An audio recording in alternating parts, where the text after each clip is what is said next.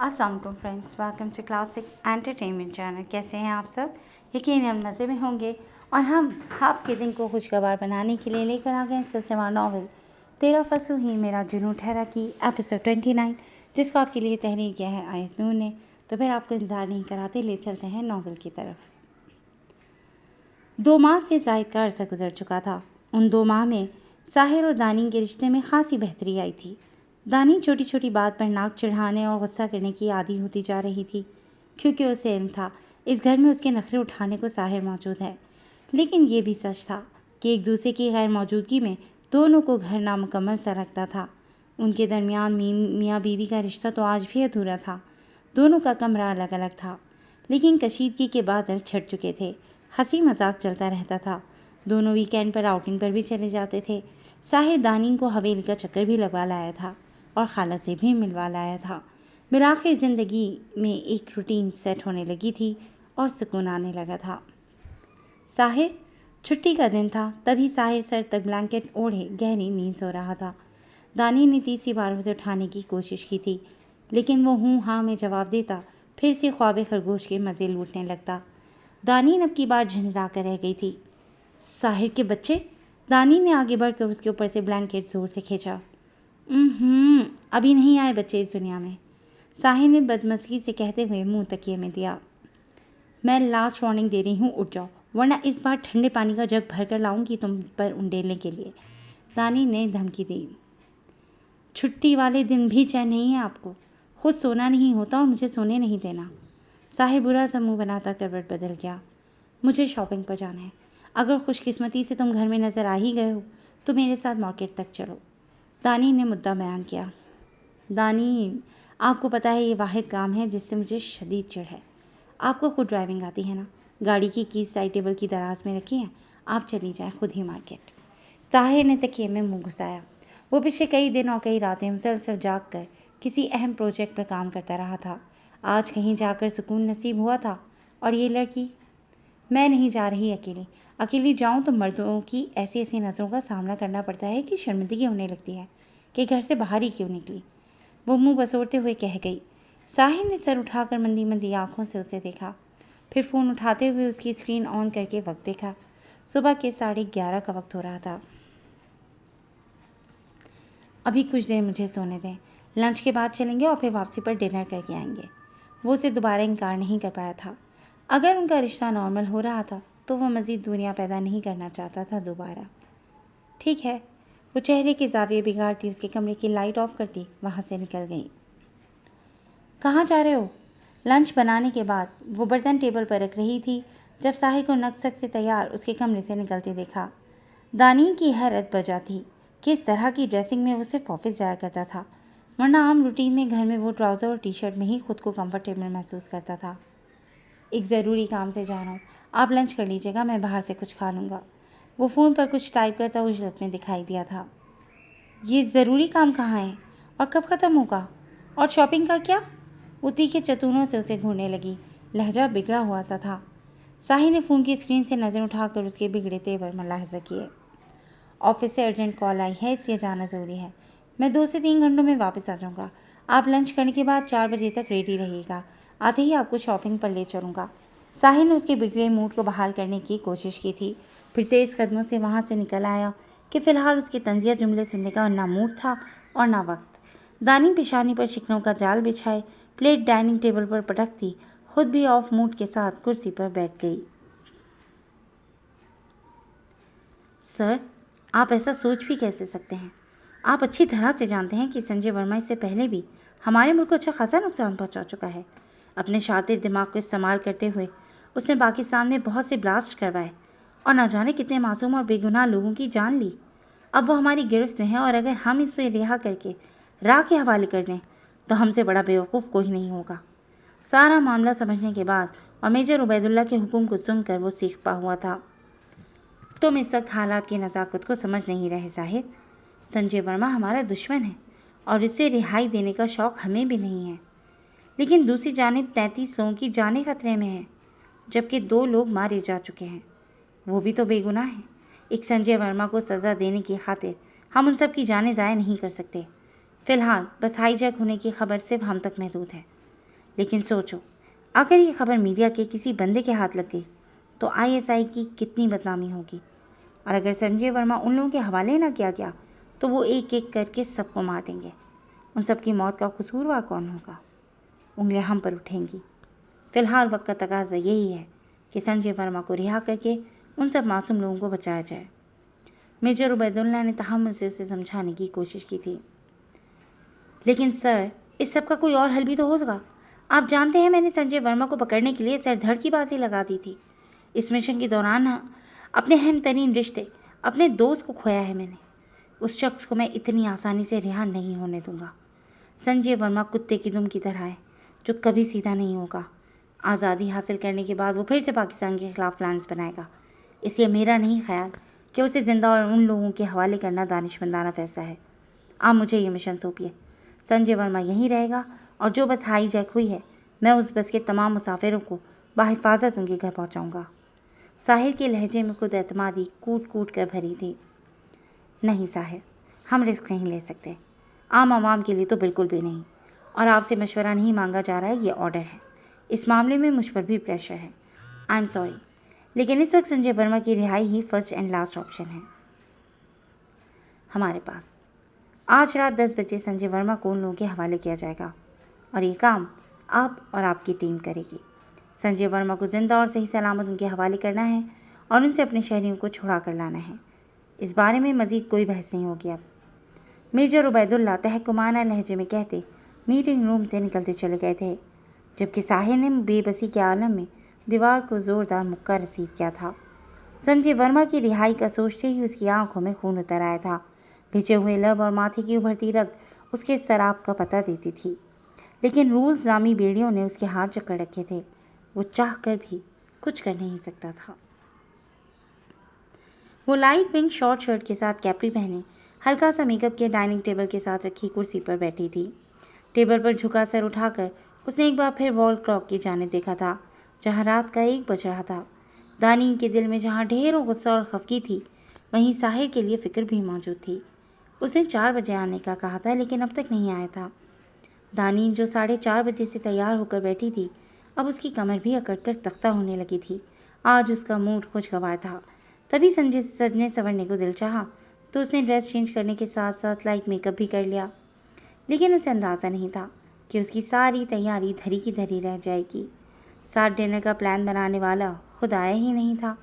फिर उसकी कॉल तक सुनना गवारा नहीं किया था उसने। और यही बात रह रह कर दानी को गुस्सा दिला रही थी। रात के इस पहर वो अपने घर में बिल्कुल अकेली थी, लेकिन उस शख्स को ज़रा एहसास नहीं था। ऐसा कौन सा ऑफिस है जो इतवार को भी काम करवाता है, वो भी इतनी रात गए तक? बंदे की अपनी फैमिली, अपनी पर्सनल लाइफ ही है। लेकिन नहीं, इन चीज़ों की कहाँ परवाह है मिस्टर साहिल लगारी को। जिस दिन मेरा मूड अच्छा होता है उस दिन मेरे मूड का बेड़ा गर्क करने की तो कसम खाई हुई है उसने। जल्दी कलस्सी बड़बड़ाती चली जा रही थी। समझ में नहीं आ रहा था कि उसकी इस लापरवाही का गुस्सा किस पर निकालें। एक बार तुम घर आओ, देखना कैसे मैं तुम्हें। वो साहिल को तसव्वुर में लाकर दांत कचकचाते हुए कह रही थी जब ज़बान को ब्रेक लगे। बाहर गाड़ी रुकने और गेट खुलने की आवाज़ सुनाई दी थी। दानी तेज़ी से अपनी जगह से उठी तो कलाइयों में पहनी चूड़ियाँ भी छलक उठीं। वो लाउंज के दरवाजे पर ही रुक गई थी। सुलगती हुई निगाहें सामने गाड़ी से निकलते साहिल पर ही जमी थीं। अपना फ़ोन देना ज़रा मुझे। उसके करीब आते ही दानी ने चबा चबा कर उसे मुखातिब किया। साहिल ने थकी थकी निगाहों से उसे फ़कत एक नज़र देखा, फिर हाथ में पकड़े कोट में से फ़ोन निकाल कर उसकी तरफ बढ़ा दिया। 54 मिस्ड कॉल्स। मतलब समझते हो इस बात का? स्क्रीन ऑन करके उसके सामने लहराते हुए दानी का लहजा तंजिया था। मैं इस वक्त बहस के मूड में नहीं हूँ दानी। साहिल बमुश्किल जब्त करता एक साइड से गुजरता लाउंज में दाखिल हुआ। वक्त देखा है तुमने, रात भी वहीं गुजार लेते। 2-3 घंटों के लिए घर आने की क्या ज़रूरत थी? दानी से अपना गुस्सा छुपाना मुश्किल साबित होने लगा। एक तो वो इतनी देर से आया, वादा खिलाफी की, और अब ऐसे तेवर। कल से नहीं आया करूँगा। Now don't disturb me. लब भेज कर कहता वो तेज़ कदमों से चलते हुए अपने कमरे की तरफ बढ़ा कि इस वक्त तन्हाई की अशद ज़रूरत थी। उसके इस जुमले पर दानी का पारा हाई हुआ। समझते क्या हो तुम अपने आप को? मैं बेवकूफ़ हूँ जो आधी आधी रात तक तुम्हारा इंतज़ार करूँ, तुम्हारी फ़िक्र में मरूँ? कितनी कॉल्स, कितने मैसेजेस किए मैंने, एक कॉल रिसीव करके अपनी खैरियत बता देते तो क्या क़यामत टूट पड़ती। लेकिन नहीं, तुम तो हो ही इंतहाई गैर जिम्मेदार शख्स, जिसे अपने ऑफिस और जॉब के अलावा और किसी की परवाह ही नहीं। कोई जिए या मरे, तुम्हें इससे क्या फ़र्क पड़ता है। तुम तो उसके पीछे आते हुए तल्ख लहजे में दानी ना जाने क्या क्या कहती जा रही थी। जब सब्र का पैमाना लबरेज होने पर साहिर रुका। एक झटके से उसे कलाई से थाम कर दीवार से लगाया था। कलाई पर उसकी गिरफ्त इतनी सख्त थी कि दानी को अपनी कलाई की हड्डियां टूटती हुई महसूस हुई। पहली बार उसने साहिर के चेहरे के तासुरात देखे थे और खौफ से लरस कर रह गई थी। वो इतनी जुनूनियत थी साहिर की आंखों में। साहिर कुछ सख्त कहने वाला था जब दानी की आंखों में उभरता खौफ देखा और उसे अपना गुस्सा जब्त करना पड़ा था। आज की रात अपनी ये ज़बान बंद रखने में और मुझसे दूर रहने में ही आपकी बेहतरी है। अब अगर मज़ीद एक भी लफ्ज़ कहा आपने तो नताइज के ज़िम्मेदार आप खुद होंगी। संजय वर्मा की रिहाई का सारा गुस्सा उस पर निकाल कर उसने एक झटके से दानी की कलाई को छोड़ा था और बिना उसकी तरफ देखे कमरे में दाखिल होकर ज़ोरदार आवाज़ से दरवाज़ा बंद किया था, जबकि दानीन बेयकीनी भरी साकत निगाहों से उस बंद दरवाजे को देख रही थी। आज अरसे के बाद उसने खुद को सजाया था, सिर्फ साहिल लगारी के लिए, उसके मुंह से तारीफ़ के दो बोल सुनने के लिए। दिल में कहीं अपने और उसके रिश्ते को आगे बढ़ने की ख्वाहिश थी, लेकिन इस संगदिल इंसान ने निगाह भर के देखा तक ना था उसे। अपना इस तरह नज़रअंदाज किए जाना दिल में शिद्दत से चुभा था। आंखों के सामने धुंध सी छाने लगी थी। लबों पर हाथ रखकर उसने बमुश्किल सिसकी रोकी, फिर लब भेजती अपने कमरे में बंद हो गई। आज की रात उन दोनों पर अजाब बनकर उतरी थी। दानी, मेरी बात सुने। वो कमरे से निकली तो साहिर को बाहर मौजूद पाया। 3 दिन से उन दोनों के दरमियान सर्द सी खामोशी हायल थी। अब भी उसे नज़रअंदाज करती वो एक साइड से निकलने लगी थी जब साहिर ने उसका रास्ता रोका। दानी ने तल्ख निगाह उसके चेहरे पर डाली, फिर बिना कोई जवाब दिए सख्ती से लब भेजे उसकी बाएं तरफ जानिब से गुजरी। Dani, listen to me damn it. वो उकता गया था इस इग्नोरेंस से, तभी उसकी कलाई थामता गुस्से में कह गया। उसकी खामोशी बहुत गिरा गुजर रही थी उस पर। दानी ने एक झटके से उसकी गिरफ्त से अपनी कलाई आज़ाद करवाई। तुमने ही कहा था ना कि तुमसे दूर रहने में और अपनी ज़बान बंद रखने में मेरी भलाई है। तब तुम्हारी बात ही तो मान रही हूँ मैं। और क्या चाहते हो? लहजे में करवाहट भरी थी, जबकि बात करते करते दानी की आवाज़ नम हुई थी। आई एम सॉरी, ऑफिस के किसी काम की वजह से टेंशन में था मैं। साहिर शर्मिंदा हुआ था। भाड़ में गए तुम और भाड़ में गया तुम्हारा ऑफिस। सिर्फ एक ऑफिस और जॉब ही तुम्हारी जिम्मेदारी नहीं है, समझे तुम? मुझे इस घर में लाकर एक कोने में फेंक कर तुम मेरी तरफ से हर जिम्मेदारी से बड़ी जिम्मा नहीं हो सकते। जब तुम्हारा दिल चाहा हंसकर बात कर ली और जब मन किया मेरा बढ़ा हुआ हाथ झटक दिया। कल पल पल मरती नहीं हूँ मैं तुम्हारी फिक्र में, पागलों की तरह तुम्हें फ़ोन पर फ़ोन करती रही, लेकिन तुम एक नज़र देखा तक नहीं मेरी तरफ। वापस आकर भी इतना बुरा रवैया। वो चीख कर कहते कहते हाँफने लगी थी। साहिर ने चौंक कर उसे देखा था। उसका अंदाज, उसका रोना, चीखना, चिल्लाना बहुत कुछ कह रहा था। साहिर की निगाहों में उस रात का मंजर उभरा। पिंक ड्रेस में मस्कारे से सजी पलकें, लबों पर लगी लिपस्टिक, कलाइयों में पहनी चूड़ियाँ। शादी के बाद से लेकर अब तक शायद वो पहली बार इस तरह दिल से तैयार हुई थी। लेकिन उसकी फ्रस्ट्रेशन ने सब कुछ तबाह कर दिया था। दानी की इज्जत नफ्स पर गहरा ताज़ियाना लगा था। एक बार हाथ झटक दिया गया था तो अब शायद वो मरते दम तक उसकी तरफ पेशकदमी ना करती। साहिर के दिल में गहरे तासुफ ने जगह बनाई। उसकी तरफ से कोई जवाब ना पाकर दानी फिर से अपने कमरे में घुसती दरवाज़ा लॉक कर गई थी कि जहाँ मुकाबिल को एहसास ही ना हो आपके जज्बात का, वहाँ चीखना, चिल्लाना, रोना, सिसकना सब बेमायने था। दोपहर का वक्त था। मुलाजमा काम ख़त्म करके जा चुकी थी। वो ज़ोहर की नमाज़ अदा करके कोई किताब पढ़ रही थी जब किताब पढ़ते पढ़ते नींद का गलबा छाने लगा। किताब को साइड टेबल पर रखती वो थोड़ी देर सोने के लिए लेट गई। साहिर कोई आवाज़ पैदा किए बिना घर में दाखिल हुआ था। मतलाशी निगाहें इधर उधर किसी को ढूंढ रही थीं, लेकिन जब वो कहीं दिखाई ना दी तो वो उसके कमरे की जानिब चला आया। आहिस्तगी से दरवाज़ा खोला तो उसे बेड पर आड़ी तिरछी हुए सराहत पाया। दानी का दुपट्टा आधा उसके नीचे था जबकि आधा बेड से नीचे लटक रहा था। साहिर की निगाहें उसके चेहरे का तवाफ कर रही थी। दिल तो नहीं चाहा था उसे डिस्टर्ब करने को, लेकिन जिस काम के लिए वो आज जल्दी घर आया था वो काम करना भी ज़रूरी था।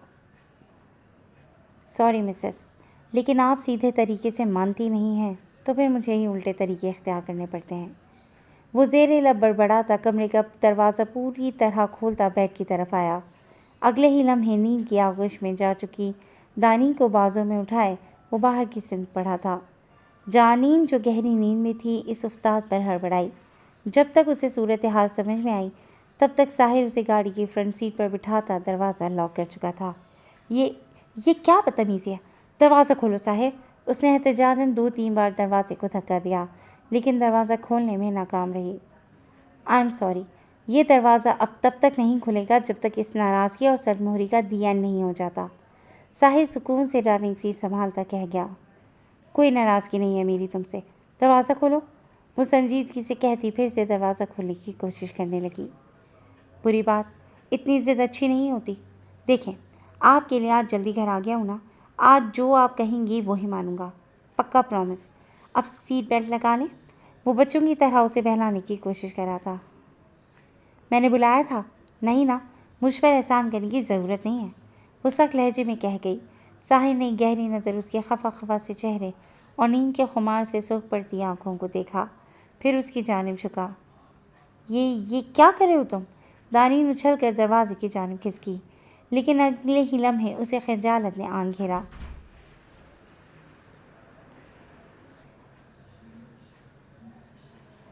कि साहिर कोई बदतमीज़ी या शरारत करने की बजाय उसकी सीट बेल्ट लगा रहा था। दानिन के रद्दअमल पर उसके लबों पर खफीफ सी मुस्कुराहट उभरी, जिसे वो कमाल महारत से छुपाता गाड़ी स्टार्ट करने लगा। गाड़ी रोको, कहाँ लेकर जा रहे हो? देखो मुझे चेंज तो करने दो, मुंह भी नहीं धोने दिया। और मेरे बाल, अल्लाह, गाड़ी रोको साहिर। वो अपने शिकनज़दा लिबास और वैक व्यू मिरर में अपना हुलिया देखकर चीखी तो उठी थी। जैसी हैं बहुत अच्छी लग रही हैं। उस दिन शॉपिंग पर जाना था आपको और मैं नहीं ले जा सका। उस दिन का काम आज मुकम्मल कर लेंगे। वो बेनियाजी से कहता तवज्जो सामने सड़क पर मरकूज़ कर गया था। इंतहाई बदतमीज़ हो तुम, वो सुलग कर कह गई। आपकी संगत में रहकर कुछ तो सीखना था, बदतमीज़ी ही सही। मुकाबिल की तरफ से भी दू बदू जवाब मिला था। वो चेहरे पर ढेरों खफगी सजाए रुख मुड़ गई। मेरे लिए भी कुछ ख़रीद लें या बस अपनी ही अलमारी भरनी है? दानीन को अपने लिए चीज़ें खरीदते देख कर साहिर ने उसे छेड़ा। शुक्र था कि शॉपिंग मॉल आकर उसका मूड कुछ बेहतर हो गया था। तुम खरीद लो अपने पैसों से जो तुम्हें लेना है, दानीन ने सरसरी लहजे में कहा। आप ये सब किसके पैसों से लेनी है? दानीन की बात पर उसने अबरूज गाए। फ़िलहाल तुम्हारी दी गई रकम खर्च कर रही हूँ, वो भी इसलिए कि तुमने घर से निकलते वक्त मुझे हैंडबैग लेने का वक्त भी नहीं दिया था। लेकिन घर जाते ही मैं ये रकम तुम्हें लौटा दूंगी, क्योंकि तुम अच्छी तरह जानते हो मैं तब तक तुम्हारा दिया 1 रुपया खुद पर खर्च नहीं करूंगी जब तक तुम मुझे अपना ज़रिया मुआश नहीं बताते थे, और इसीलिए जॉब कर रही हूँ मैं, ताकि अपना खर्च मैं खुद उठा सकूँ। दानीन के लहजे में संजीदगी थी। साहिर जो अब तक हल्के फुल्के लहजे में उससे बात कर रहा था, उसकी बात पर लब भेज कर रह गया। यानी वो अब भी उसकी कमाई को हराम समझती थी। ऑलराइट, आपकी शॉपिंग मुकम्मल हो जाए तो फूड कोर्ट में आ जाइएगा, वो संजीदगी से कहता फूड कोर्ट की जानिब चल दिया। दिल दुखा था उसकी बात पर, लेकिन उसके सामने रहकर वो मज़ीद ऐसी कोई बात नहीं करना चाहता था जिससे नाराज़गी मज़ीद तवील हो जाए। दानीन कंधे उचकाती रुख मोड़ कर मुख्तलिफ ड्रेसेस देखने लगी। वो ये बात जताना नहीं चाहती थी। उसके दिल में साहिर के लिए सॉफ्ट कॉर्नर पैदा हो चुका था, लेकिन इस मामले में वो कोई कॉम्प्रोमाइज़ भी नहीं कर सकती थी। जहन में आज भी साहिर के साथ हुई पहली मुलाकात नक्श थी, जहाँ वो एक निहत्ते शख्स को मार मार कर लहूलुहान कर चुका था। साहिर की गैर मौजूदगी पर उसका दिल भी हर चीज़ से उचाट होने लगा। 10 से 15 मिनट मज़ीद इधर उधर ज़ाया करने के बाद बग़ैर कुछ ख़रीदे वो फूड कोर्ट की जानिब बढ़ गई, लेकिन फूड कोर्ट तक पहुंचने से पहले ही काफ़ी दूर से साहिर उसे नज़र आ गया था। और हैरत की बात थी, साहिर के साथ कोई लड़की खड़ी दिखाई दे रही थी जो उसे कुछ कह रही थी। दानीन ने आंखें सिकोड़ कर उस लड़की को देखा, लेकिन फासला काफ़ी ज़्यादा था, वो उसे पहचान नहीं पाई थी। अब ये कौन है? वो माथे पर बल लिए शॉपिंग बैग जू से हाथ में मुंतकिल कर दी उन दोनों की जानिब बढ़ने लगी जो उसकी आमद से बेखबर थे। निकाह हो चुका था उन दोनों का, बहुत चाहते थे दोनों एक दूसरे को। अदन को तो कई बार रातों को उठ उठकर चोरी छुपे दानीन के कमरे में जाते देखा गया था। रात का समा, जायज़ रिश्ते, रुखसती से पहले ही घर में दोनों का रहना और पसंदीदगी, सोचो क्या कुछ ना हुआ होगा उन दोनों के दरमियान। वो लड़की लहजे में सहजा लिए साहिर से मुखातिब थी, जबकि दानीन अपना और अदन का नाम एक साथ सुनकर जैसे साकत हुई थी। मुस्तदाद ये कि ये दोनों नाम और ये अल्फाज जिसके लबों से बरामद हुए थे, उसकी बहुत इज्जत करती थी वो। लेकिन ये बातें इस अंदाज में साहिर से करने के पीछे क्या मकसद था? समन आपी? दानीन के लबों से बेयकीनी भरे अंदाज में उस लड़की का नाम सुनाई दिया, लेकिन आवाज़ इतनी हल्की थी कि उन दोनों में से कोई भी उसकी जानिब मुतवज्जह नहीं हुआ था। इतने अरसे बाद किसी अपने को सामने देखकर उसके मुंह से इस अंदाज में अपना जिक्र सुनकर उसे यूँ लगा था जैसे वो मुंह के बल किसी गहरी खाई में जा गिरी हो। जी फ्रेंड्स, आज के लिए बस इतना ही। कैसी लगी आपको आज की एपिसोड? यकीनन पसंद आई होगी और आप ये जानने के लिए बेचैन होंगे कि अब आगे दानी की ज़िंदगी में क्या होने वाला है और उसकी ज़िंदगी क्या रुख इख्तियार करने वाली है। तो जनाब, इसके लिए तो आपको हमारे साथ जुड़े रहना पड़ेगा। और अगर आप हमारे चैनल पर नए हैं तो हमारे चैनल को लाइक और सब्सक्राइब करना तो हरगिज़ ना भूलें, ताकि हमारी कोई भी एपिसोड आप मिस ना कर सकें। नेक्स्ट एपिसोड तक के लिए टेक केयर एंड अल्लाह हाफ़िज़।